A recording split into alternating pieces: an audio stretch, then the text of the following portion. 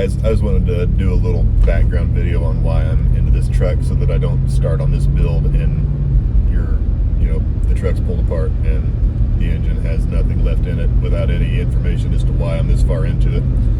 So this truck's a 2011 LR4. It has about 155,000 miles on it right now.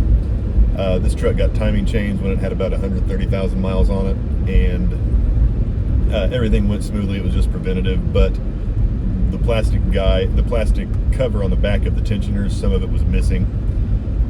Fast forward about 15,000 miles, and the truck started to throw timing codes. It was throwing codes for both exhaust banks over retarded or both intake banks over retarded. And so I immediately jumped to, well, we just did timing chains a year ago. It has a timing problem. We screwed something up on the timing chains. So at the time, I didn't have the time for it. I sent it over to my buddy to see if he could just open it up and see what had come loose or whatever was going on with it. And when he opened up the front timing cover, the tensioners had failed on so the way these work is they run off of hydraulic oil pressure when the engine's running, but when it's not running, they have a ratcheting mechanism that keeps the chain from getting too much slack in it when it's sitting with the engine off. That way, when you start it, you don't jump a tooth on startup. When he opened it up, he could push the tensioners all the way in, and one side was even seized up inside the piston and wouldn't come back out. So, so there are a lot of Chinese counterfeits of these, not just knockoffs, like they're actually fake Chinese parts with fake Land Rover logos and fake Land Rover boxes. I ordered this from a good company, but I ordered it from them on Amazon, and at the time I also ordered a couple of other nicer things off of Amazon, and I got fakes. And one of those other companies told me that Amazon pools all of their stock with all of the stock of all of the other sellers in that warehouse. So if you have 10 good companies selling good parts and one company selling fake parts and claiming they're real, Amazon throws all of them in the same box. When you buy it from the good company, they might grab the one out of the box that's a fake. So I thought we got a bad set of bad timing chain kit, and that had failed. So I bought a whole new set from Lucky 8 directly and put it all in, and we had the same problem. So the moral of that little side deal is, if you're buying this stuff, buy it from Lucky 8 or Atlantic British or somebody directly. Don't go through Amazon. But I got it from Lucky 8, put it in, same codes. So the tensioner had failed, but it wasn't for what we thought it was. So after that, my buddy was sitting there idling it, and there was a loud bang, and it started to throw global misfire codes. It was a misfire on each cylinder. I'll post it. I think I've got a screenshot of it. It was a misfire on each cylinder, a global misfire code, and a misfire with low fuel code. The way that these things, the fuel pressure works on these is you have two high pressure fuel pumps that share duty. And we thought, all right, when you bring up the data, the demanded and actual fuel pressure there was a difference of like 12 to 1500 psi every now and then. So we thought, okay, that bang was the one fuel pump dying, and the other fuel pump is having to do all of the work. So I replaced both fuel pumps and still had the same problem. And after that, I jumped in the Sport that I'm in today and checked the same data, and these things just have three set points. They either want 0 psi, 1450 psi, or like 28 to 3000 psi. I don't remember what the top number was. And pretty regularly they can be off by like 1000 to 1500 psi, and the good running truck never cared.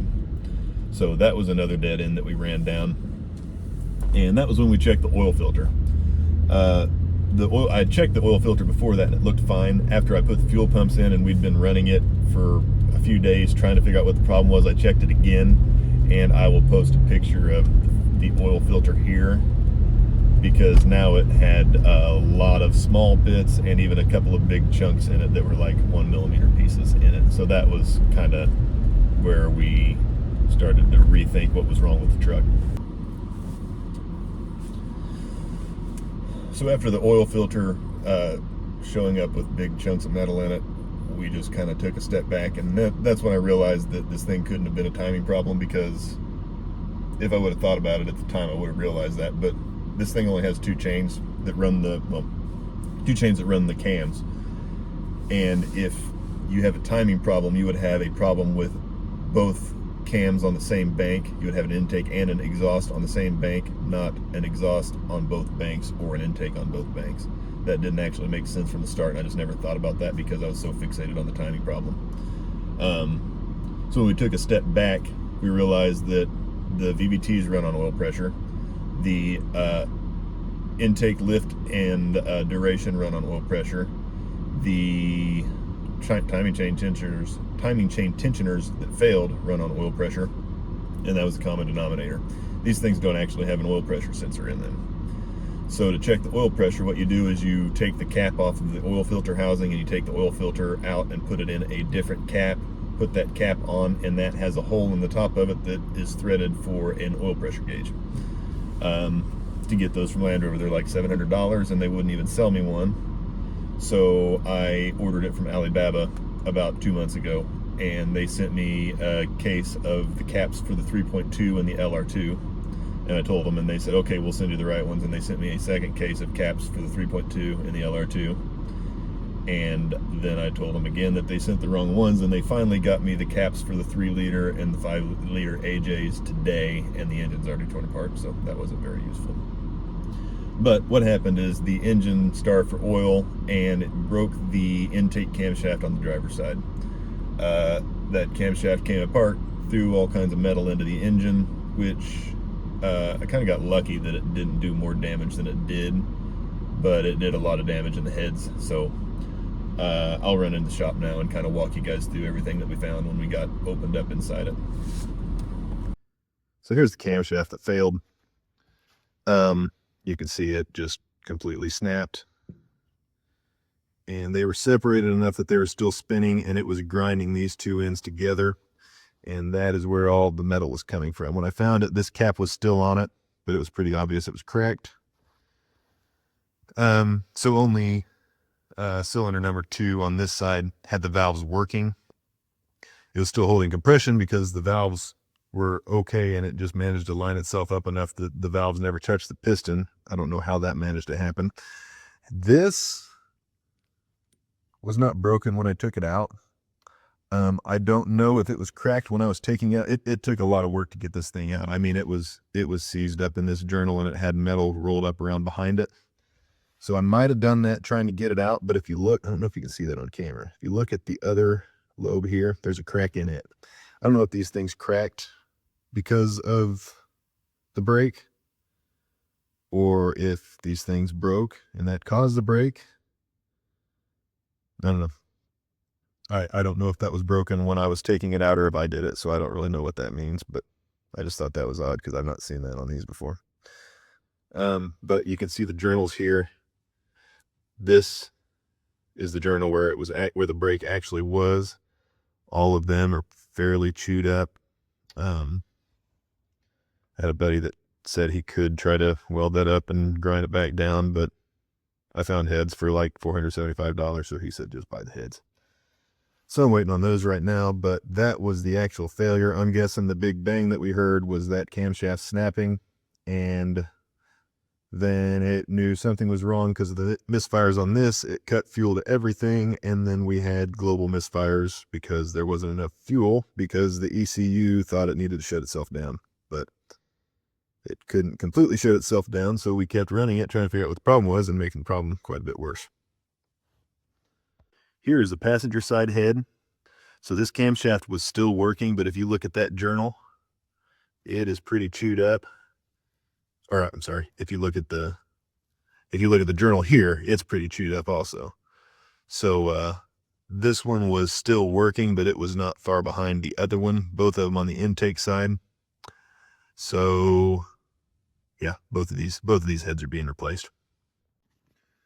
Okay, so here's the oil pump. Just 5 bolts. They're 8 millimeters to take the back of that housing off, 1 10 millimeter to take the sprocket off, and then I just set it up like this and lift the housing off of it. And then this has like a small, it's almost like a Woodruff key, but it's just like a little detent that floats inside there that will come right out. And I don't think there's any reason it matters how that goes back on there, but See a little detent on that shaft. So we look in the housing. It has quite a bit of wear, but it looks worse on camera than it really does in person. It has quite a bit of wear, but I don't think that's the failure. I think that is metal shavings in the oil pump from the failed camshaft, because the oil pickup tube was so blocked that there's no way this thing was moving as much oil as this engine needed. So if you guys don't know, there is an update to this oil pump. So this one is the original one. This is the 2011 truck. If you look, the input, the pickup tube and the output shaft are a lot different. On the new pumps, they're about the same thickness. This side doesn't stick out near as much as it does. It's about the same as that one. Also, at the new pump, the I call it the oil output tube. I'm sure Land Rover calls it something else. The diameter of this and the length of it, I think, is different. You have to replace this with the new style output tube for the new pumps. So I found some specs for run out, backlash, and in play on this pump. There's no way I'm reusing this pump because even if this isn't what killed it, that's pretty worn now from all the metal that went through it. But I do kind of want to check it out and just see what kind of shape it was in. I don't really know how great those specs are, but I've seen them quoted in a couple of different forums, so I think those came from a real manual somewhere. I just can't find it. I will probably do that later on once I've kind of had some downtime and I'm waiting on parts or something like that. But I am going to the new oil pump in this because if I've gone to that much trouble to get this engine fixed and I put this pump back in there and then it causes me problems down the road, I'm going to be very upset with myself. So that's the oil pump. I'm pretty confident this oil pump was working fine when the engine died. I think the reason all this wear shows is because of all the metal that went into the oil from that broken camshaft. I think the pickup tube is what killed it, not the oil pump itself. And the pickup tube, I've already cleaned it out. Well, okay, I didn't clean it out very well. There's still some stuff in there, but you can see it's maybe an inch diameter. I'm going to look and see if there was any update done to this. It says that this pickup tube will work with the new pump, but if there's any changes they made to this, I'm going to update that also. But all 8 injectors came out with fuel rail. That's a victory in itself, except for what was underneath them. Also, these main bolts suck. They are a poly drive M10, I'm pretty sure. Of course, I have an M11 because that's what the head bolts are, and these are different than the head bolts. So that didn't work, and I used a hex, and I about stripped one of them out. Let's see which one that was. I think it's this one. No. Is it this one? No. No. Okay. I don't remember which one it was. I about stripped one of them out. And the M8s are pretty stretchy. I really don't like the way they feel either, so I think I'm going to the there's a Velocity AP offers a stud kit for these that are ARPs. I think I'm going to that because they say you can reuse these, but I really don't trust them. And it'll just be a lot easier to put studs in this thing. So here's the one that I stripped out. You actually can't tell anymore without really looking at it. I was using I think it was a 9mm or maybe an 8mm hex because these are poly drive. They're supposed to be able to use either those or the poly drive bits, but it's stripped out. These things are crazy tight for no bigger than they are. But what I did is I took what is this? A T55. It's too big to fit in there, but I put this in an impact and took a file and just spun it and took a file to it. You can kind of see where it's shiny. Took down not very much of it at all. It only took about 5 minutes, and now this thing fits in it perfectly, and it has a lot better engagement on the head. So I would recommend either buying the M10 poly drive bit or make yourself one of these. Even with a cheap Torx bit, you've got a lot better engagement with it to get these main cap bolts and then the side bolts out of the main caps. So that's kind of where I am right now. I'm waiting on parts. I have to get the bearings. I'm having to order those from Euro Amp. I was trying to get King bearings for the conrods and the mains, but they're out of the standard. And when I asked on the Facebook pages, several people that say they build a lot of these said that they use either the Euro Amps or they use they're Chinese. They're probably using, whoever it is that makes these bearings for Euro amp, that's who they're getting them from. And just a reminder, I'm not a mechanic. This is a, you know, I built a couple of 4.6s and 4.0s in the old Discos. We're lucky enough to have a lift here, but really none of this stuff is anything that I've done before. I'm just reading the manuals and watching YouTube videos to put this stuff together. This is a way newer engine than anything I've ever had a part like this before, but like, I'll show you. Taking the body off of this thing, I had planned for 8 hours based on what I'd seen people talking about. In the UK, the bodies come off of these when they do the turbos. So it's really easy to find a video on that, but none of them are the 5.0s. So as I put this thing back together, maybe I'll do a video that shows what the differences were between the 5.0 and the 3-liter diesels. There was a little bit of difference in the transmission, but I think it's because this is a 6-speed, not the 8-speed that was in the 14 to 16s. But I'll kind of do a how it comes apart video as I put it back together. There was a ground strap, a couple of ground straps that I remember being different from the videos on the diesels, and a couple of other smaller things. So I'll try to do that. I didn't really think this was going to be a video that I was going to do when I took this thing apart. So I documented it well for myself, but just with pictures and knowing that I would remember other stuff. So I'll try to kind of put that stuff together for you guys if it's helpful. But I planned on 8 hours to get this thing apart. And having never done it before, I had the manual and a couple of videos that I was watching that I'll link to later when we do that. And I think it took me maybe 4.5 hours of actual work to get the body off. The problem with these engines is they don't really fit through the engine bay very well, so that's why they take the body off of them. And I was kind of thinking that I would try and get it out, but the clearance between the oil pan and the firewall is so close that I was worried about damaging the camshafts. And so I went ahead and took the body off, and it went so smoothly that it was way easier than I think the stress of trying to get this thing apart and trying to get to those bell housing bolts on the back of that engine would have been pretty tough too. So there's no reason I'd hesitate to take the body off doing this in the future. And even while it's off, I've got some brake lines in the back that aren't looking too great. It's right there. I would kick myself if I put this thing back together and didn't do everything that is right in front of me right now. So that's where I am right now. I'm waiting on parts. Now that I've kind of got all the background and why I'm this far into it in this video, I think I can keep the other videos pretty straightforward and not be so boring and time consuming and kind of rambly, because I'm just trying to remember all of this stuff that I did as I'm going through it. So follow along, and hopefully I can get some more information together and make this a little easier to tackle for people in the future that are trying to do it. And for me, because I'm a glutton for punishment with Land Rovers, so this probably won't be the last broken 5.0 or 3.0 that I end up with in the shop. So this will be a good reference for me to go back to too. Also, if any of you guys have any of these specs, I know there's a rebuild manual somewhere out there for these. The Jag XF 5.0 manual that I was looking at in Topics the other day has a lot of the details for how to take these things apart and check clearances, but they don't list the clearances.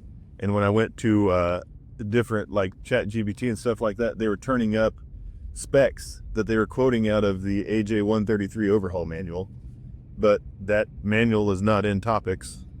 I spent several hours in Topics the other day looking for it, and it never turned up. But it has to exist because they had to build these things in the first place at some point. And somebody, you know, they just replaced the short block, but they're shipping these engines over to probably England or somewhere to be rebuilt, because I know they offer, I'm pretty sure they offer reman engines for these. So somebody inside Land Rover is building these things. If somebody's able to find the specs for me, I'd really appreciate it. A lot of people on the forums and in Facebook have chimed in and given me the specs that they use when they're rebuilding them, but I think they're generic specs. I don't think they're actually what come from Jag or Land Rover. If somebody can find that stuff for me, I'd really appreciate it. Even if it's after I've gotten all this stuff done, it's still information that I can pass along to other people trying to do this job. So I'd really appreciate it. Thanks, guys.